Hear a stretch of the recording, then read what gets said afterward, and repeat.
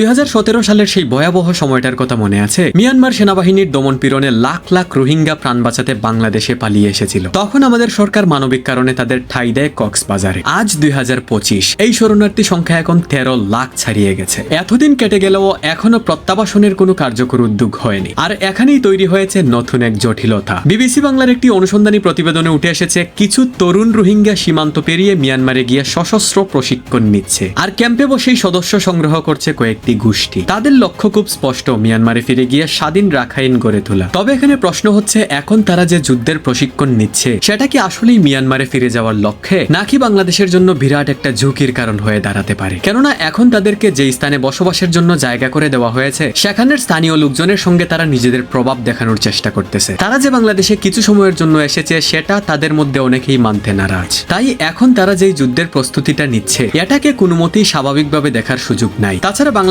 সরকারের পক্ষ থেকে অবশ্যই এইসব তৎপরতার কথা অস্বীকার করা হয়েছে। শরণার্থী ত্রাণ ও প্রত্যাবাসন কমিশনার মিজানুর রহমান বলেছেন, বাংলাদেশে কোনো সশস্ত্র গোষ্ঠীর অস্তিত্ব নেই এবং সরকারও এদের কোনো কার্যক্রমকে সমর্থন দেয় না। So dear audience, what do you think about it? রোহিঙ্গাদের সশস্ত্র প্রশিক্ষণ, এটা কি বাংলাদেশের জন্য হুমকি স্বরূপ হয়ে দাঁড়াতে পারে, নাকি এটা নরমাল একটা বিষয়? আপনার মতামত অবশ্যই কমেন্ট করে জানাবেন, and please guys subscribe to our channel.